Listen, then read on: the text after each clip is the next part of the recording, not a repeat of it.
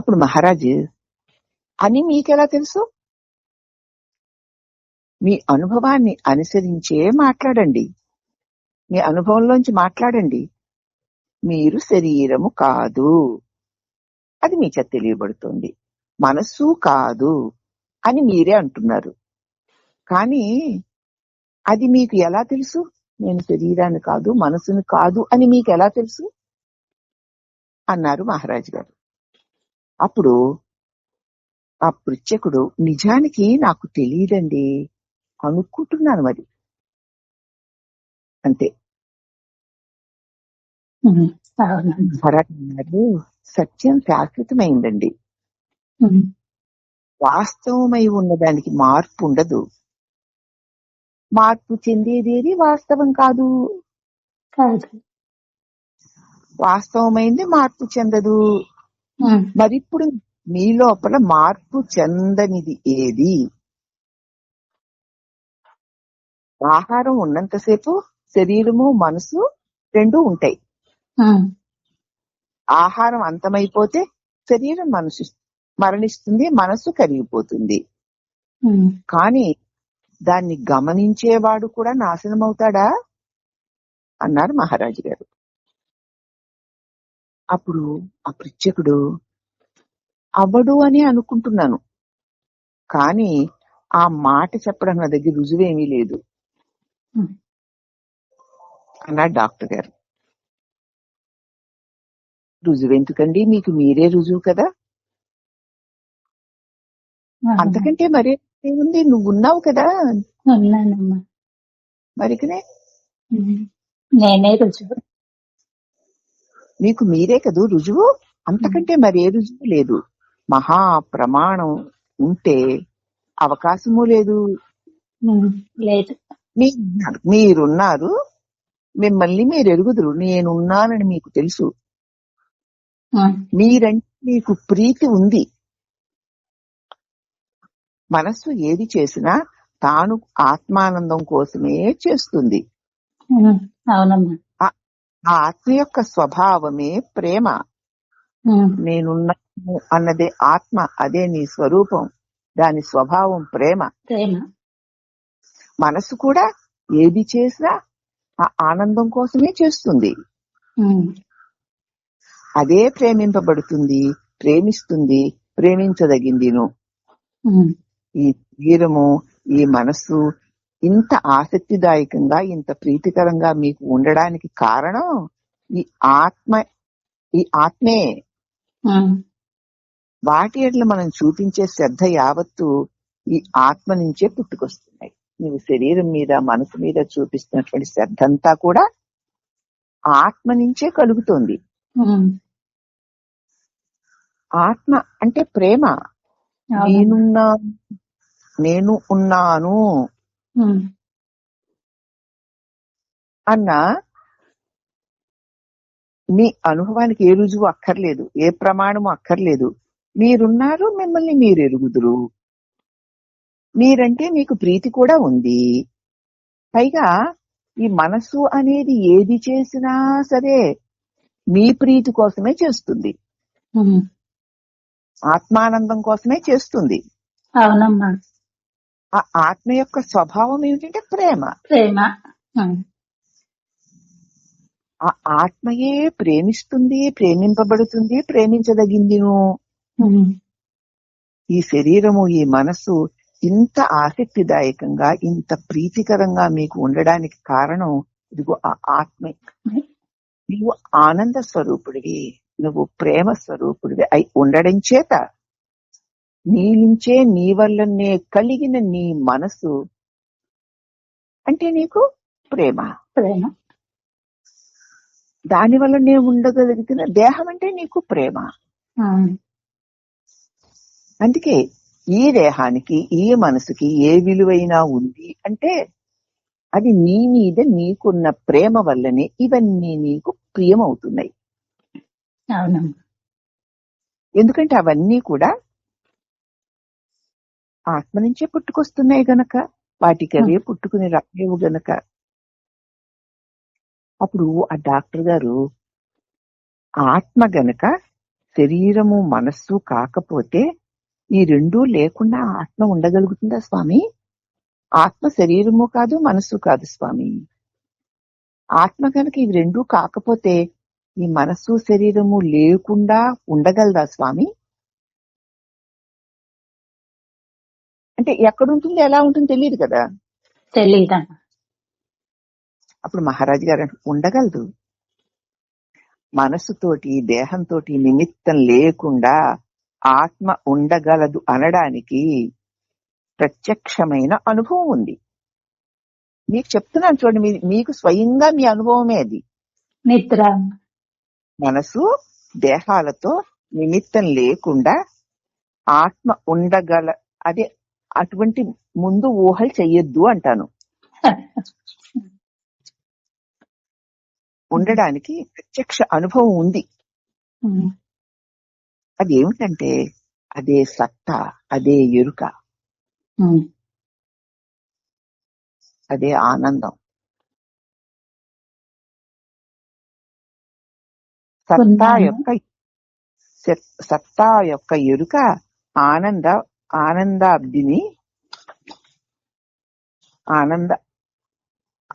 అబ్ది.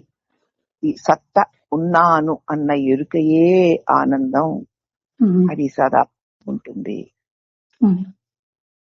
అది ఉంటుంది కాబట్టే, అది ఉంది కాబట్టే ఏదైనా ఉండగలుగుతుంది.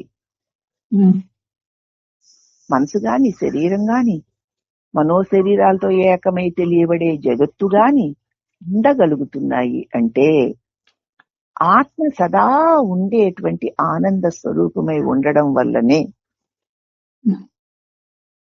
నీవు ఆనంద స్వరూపుడివి కాబట్టే నీకు మనస్సు శరీరము ఆనందంగా ఉన్నాయి.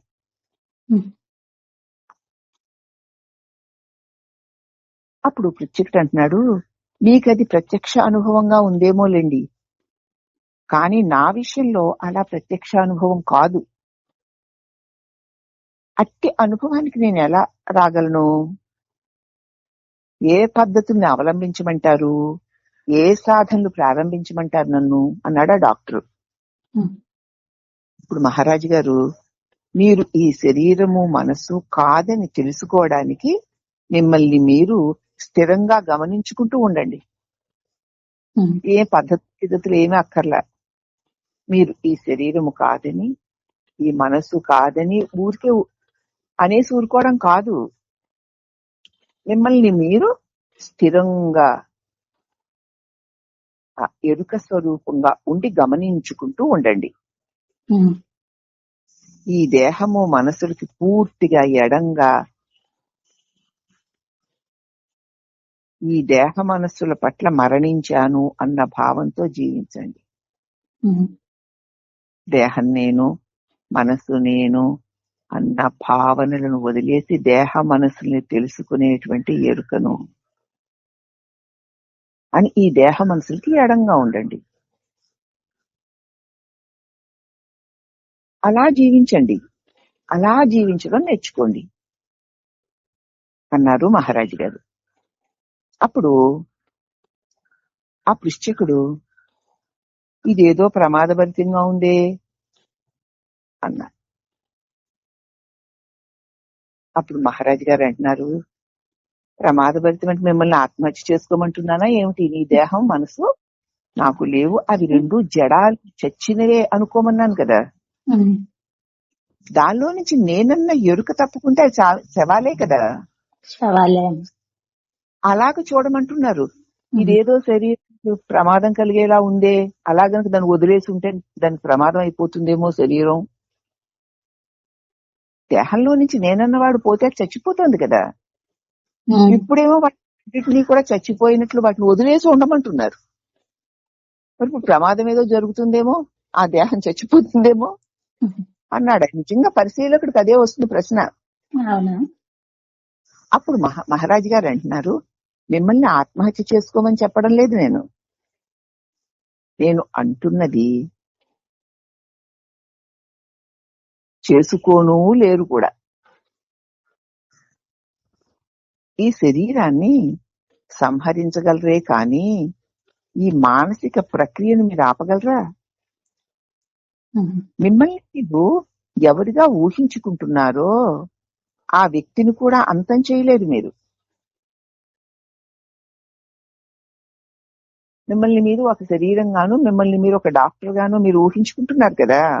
ఉమ్, ఆ వ్యక్తిని మీరు చంపగలరా?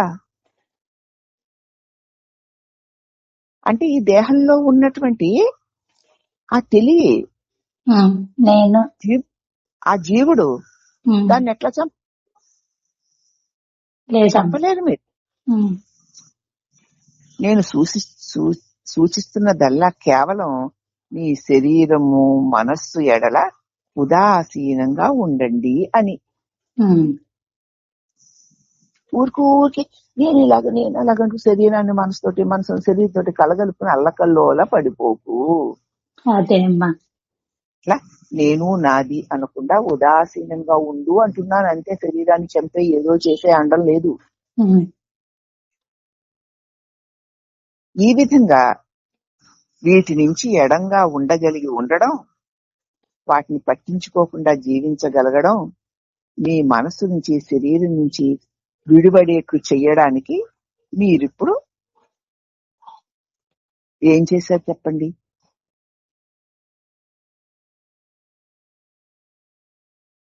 ఈ విధంగా శరీరం నుంచి మనసు నుంచి ఎడంగా ఉండడం, వాటిని పట్టించుకోకుండా ఉండమన్నాను. ఉదాసీనంగా ఉండడం అంటే ఏంటండి? పట్టించుకోకుండా ఉండడమే కదా. అవునమ్మా. అలా పట్టించుకోకుండా ఉండడానికి మీరు ఏం చేశారు? ఏమీ చేయలేదు, ఉన్నానంతే. అది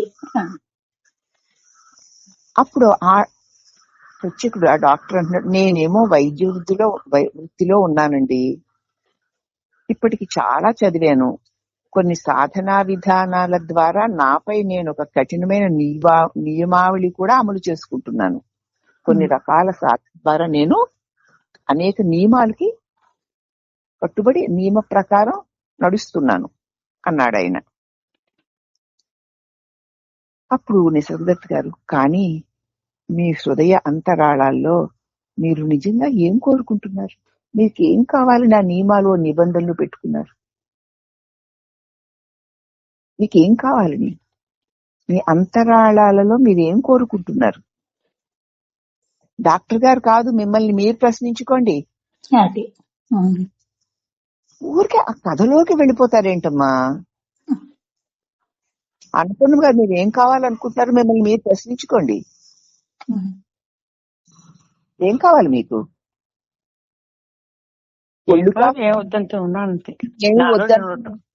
వద్దండం లేదు. ఇల్లు కావాలి, ఒళ్ళు కావాలి, వాకిళ్ళు కావాలి, అది కావాలి, ఇది కావాలి, వీళ్ళు కావాలి, వాళ్ళు, ఇన్ని కావాలని పెట్టుకుని ఊరికే ఉండడం అంటే ఎట్లా ఉంటారు? హృదయపూర్వకంగా చూసుకోమని అడుగుతున్నాడు అందుకే ఆయన. నిజంగా మీకు ఏం కావాలండి? ఎందుకండి ఈ నియమాలు నిష్టలును, ఎందుకండి ఈ పూజలు పునస్కారాలను, ఎందుకండి ఈ సత్సంగాలు ఈ వినడాలను? మీకు ఏం కావలసి వచ్చి మీరు అడుగుతున్నారు? మీ హృదయపూర్వకంగా మీకేం కావాలో మీరు తెలుసుకోండి. ఏం కోరుతున్నారు మీరు అన్నారు మహారాజు గారు. స్వామి, సత్యాన్ని కనుక్కోవాలని ఉందండి నాకు. శాశ్వతమైన సత్యం ఏంటో తెలుసుకోవాలని ఉందండి. అది ఆయన అభిప్రాయం, మీ అభిప్రాయాలు ఏమీ కాదు. మాకు అదే అనకండి. మీకేముందో మీరు చూసుకోండి. అప్పుడు నిసర్గదత్ మహారాజు గారు, అది సఫలీకృతం అవ్వడానికి మీరు ఏ మూల్యమైనా సరే చెల్లించడానికి సిద్ధంగా ఉన్నారా? సత్యం కనుక్కోవాలని ఉందన్నారు కదా, అది సఫలీకృతం అవ్వడానికి ఏ మూల్యమైనా సరే మీరు చెల్లించడానికి సిద్ధంగా ఉన్నారా అన్నాడైనా. అప్పుడు పిచ్చకుడు, సిద్ధాంతపరంగా చూచేటట్లయితే ఏ మూల్యమైనా చెల్లించగలను అనుకుంటున్నాను. సిద్ధాంతపరంగా చూస్తే దేన్నైనా చెల్లించగలను అనుకుంటున్నాను. కానీ నిత్య జీవితంలో నేను చేసే పనులను, నాకు కలిగే ప్రేరణను చూస్తే నాకు వాస్తవానికి మధ్య అవి అడ్డం వస్తూనే ఉంటాయి. కోరికలను తనతో తీసుకు వెళ్ళిపోతూనే ఉంటుంది. సిద్ధాంతపరంగా అయితే దేనినే నేను త్యాగం చేయడానికి సిద్ధంగా ఉన్నానండి. కానీ ఈ దేహపరంగా నిత్య జీవితంలో నేను చేసే పనులు, నాకు కలిగే ప్రేరణలు చూస్తే నాకు ఏ సత్యమైతే ఉందో ఆ వాస్తవానికి మధ్యన ఇవి అడ్డొచ్చేస్తూ ఉంటాయి.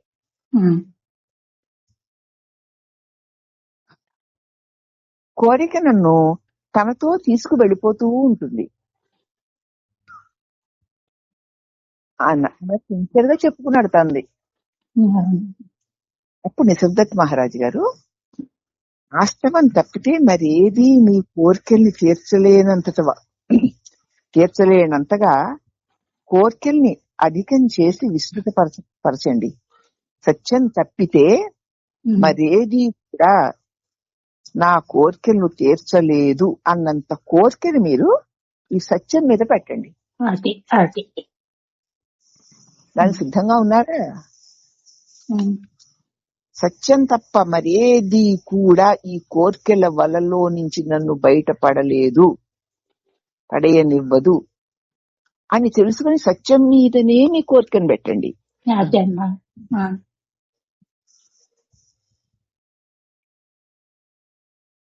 కోరికల్లో దోషమేమీ లేదు.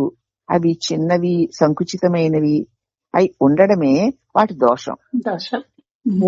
కోరిక అనేది ప్రేమ భక్తి స్వరూపమే. వాస్తవాన్ని, అనంతాన్ని, సత్త యొక్క హృదయాన్ని ప్రేమ భక్తితో ఆరాధించండి. సత్యాన్ని, శాశ్వతమైన దాన్ని, అనంతత్వాన్ని, శాశ్వతమైన దాని యొక్క హృదయాన్ని మీరు ప్రేమతో భక్తితో ఆ సత్యాన్ని మాత్రమే, ఆ శాశ్వత సత్యాన్ని మాత్రమే ఆరాధించడం మొదలు పెట్టండి. ఆరాధించమని పూజ చేయమని కాదు, ధ్యాస దాని మీదే పెట్టమని. ఇంకే అంకితం అవ్వండి. శాశ్వతమైనది ఏదో అదే నాకు కావాలి, అది తప్ప శాశ్వతమైన ఏవి నాకొద్దని గాఢమైన కోరిక కలిగి ఉండండి. మీ కోరికను ప్రేమగా మలుచుకోండి. సమస్తమైన కోరికలు అవి ఎలాంటివైనా సరే ఆనందాబ్దికై మీ వెంపర్లాట యొక్క చిహ్నాలే. మిగతా కోరికలు ఎంత గొప్పవైనా సరే ఆనందం కోసం మీరు పడుతున్న వెంపర్లాటలే. మౌలికంగా మీరు సంతోషంగా ఉండాలని మీ అభిలాష. మొత్తానికి ఎప్పుడూ సంతోషంగా ఉండాలి. ఎన్ని చెయ్యండి, ఆఖరికి అదే. అప్పుడు ఆ ప్రత్యేకుడు, అలాంటి కోరిక నాకు ఉండరాదని నాకు తెలుసు స్వామి, శాశ్వతమైన దానినే గాఢంగా నేను కోరుకోవాలి, ఇవన్నీ కూడా అశాశ్వతాలు, అనిత్యాలే, వాట్ల మీద నాకు కోరిక ఉండకూడదని నాకు తెలుసు స్వామి. అప్పుడు మహారాజు గారు అంటున్నారు, ఆగండి ఆగండి, అలా ఉండకూడదు అని మీకెవరు చెప్పారు? సంతోషంగా ఉండాలనుకోవడం అపరాధం ఏమీ కాదే అన్నారు మహారాజు గారు. మరి ఈ స్వ అనేది పోవాలి అని నాకు తెలుస్తోంది, ఈ నాది అన్నదాన్ని నేను వదిలేసుకోవాలని నాకు తెలుస్తోంది అన్నాడు. అప్పుడు మహారాజు గారు, ఆ స్వ అనేది ఉండనే ఉంది, అటు నీకు కోరికలు కూడా ఉన్నాయి. స్వ అన్నది నేను అన్నది ఉంది, పైగా కోరికలు కూడా ఉన్నాయి. సంతోషాన్ని కలిగి ఉండాలనే గాఢమైన వాంఛ కూడా ఉంది. ఎందుకు? ఎందుకంటే నీ మీద నీకు ప్రేమ గనక.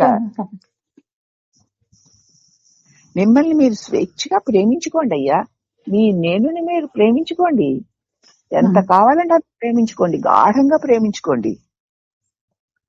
కానీ తెలివిగా ఇంద్రియలోలత్వం, మూర్ఖ పద్ధతిలో కాదు.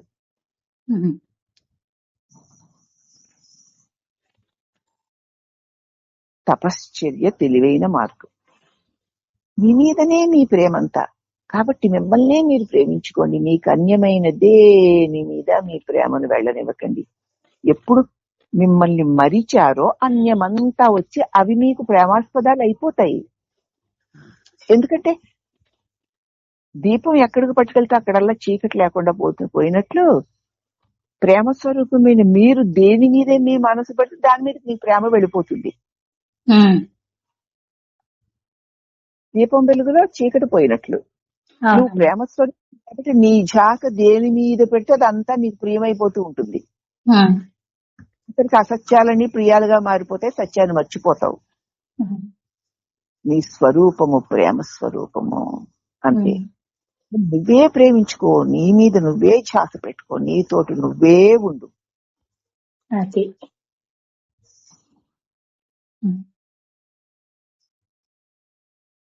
తెలివిగా ఉండాలి. ఇంద్రియలోలత్వపు మూర్ఖత్వ పద్ధతిని వదులు. తపశ్చర్యే తెలివైన మార్గం అన్నారు మహారాజు గారు.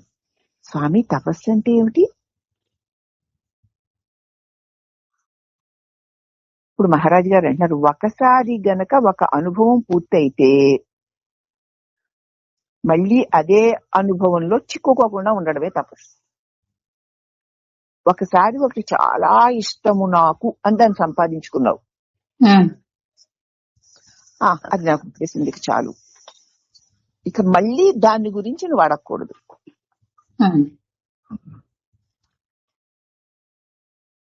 తపస్సు అంటే అది.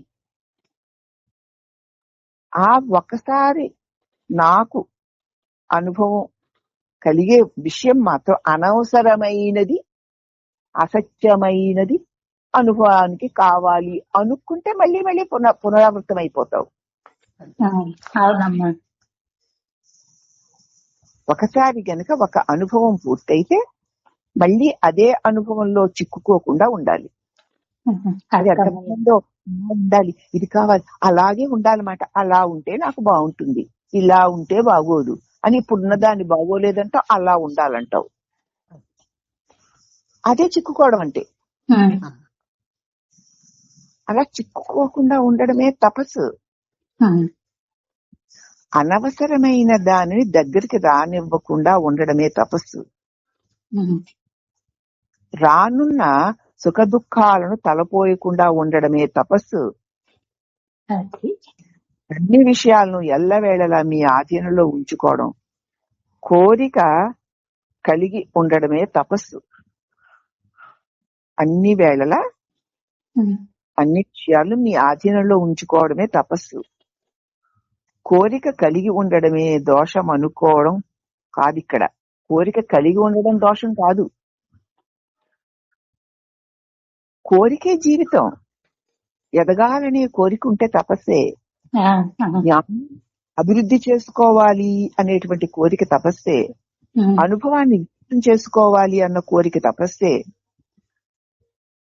జీవితానికి సహజ లక్షణమే మీరు మీ కోరిక తీర్చుకోవడానికి ఎంపిక చేసుకునే విషయాల్లో మాత్రమే. జీవితానికి సహజ లక్షణమే కోరిక, జీవిత సహజ. మీరు ఎంపిక చేసుకునే విషయాల్లో దోషం ఉంది. మరి కోరిక ఉండొచ్చు, ఈ పరిమితత్వం, ఈ పరిమితత్వాన్ని నుంచి బయటపడాలనుకోవడం, రాగద్వేషాల నుంచి బయటపడాలనుకోవడం, ఇంద్రియ లోలత్వాన్ని నుంచి బయటపడాలనుకోవడం, శాశ్వతమైన దానిలో స్థిరంగా ఉండిపోవాలనుకోవడం కోరికే కదా. కోరికే. అటువంటి కోరిక ఉంటే తప్పు లేదు. నువ్వేమో అశాశ్వతము, అనిత్యము, అల్పము, స్వల్పము అయిన దాని మీద కోరిక పెట్టి భ్రష్టు పడుతున్నావు. అవునమ్మా.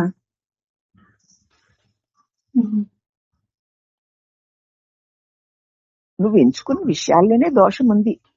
ఏదో అల్పమైంది అనగా ఆహార పదార్థాలు ఆరగించడం, ఇష్టమైనవి తినడాలని, లైంగిక సుఖాలు అనుభవించాలని, అధికారం సంపాదించాలని, కీర్తిని ఆర్జించాలని, అబ్బా మొదలైనవన్నీ మీకు ఆనందాన్ని చేకూరుస్తాయని భావిస్తున్నావు. అది ఆత్మవంచనే అవుతుంది. ఏది నిన్ను దుఃఖాల్లో వలలో, మాయ వలలో, మోహ వలలో పడేస్తుందో దానిని కావాలనుకోవడమే కోరిక. ఆ కోరిక ఉండడమే నిన్ను ఆత్మవంచన గురి అయిపోతున్నావు. నీ ఆత్మ ఎంత విశాలమైందో, నీ ఆత్మ ఎంత లోతయిందో, దానితో సమానమైన వైశాల్యము, లోతు గలదే మీకు నిజమైన శాశ్వత ఆనందాన్ని ఇస్తుంది గనక మీరు ఈ అల్ప అల్ప స్వల్ప స్వల్ప క్షణికములైన దేని మీదికి మీ కోరికను వెళ్ళనివ్వకుండా మీ కోరిక సదా సదా అనంతమైన దానిలో శాశ్వతమైన దాన్ని, స్వచ్ఛమైన దాన్ని, రాగద్వేష రహితమైన దాన్ని, సర్వవ్యాపకమైన దాన్ని పొందాలనే కోరిక బాగా పెంచుకో అన్నారు స్వామి.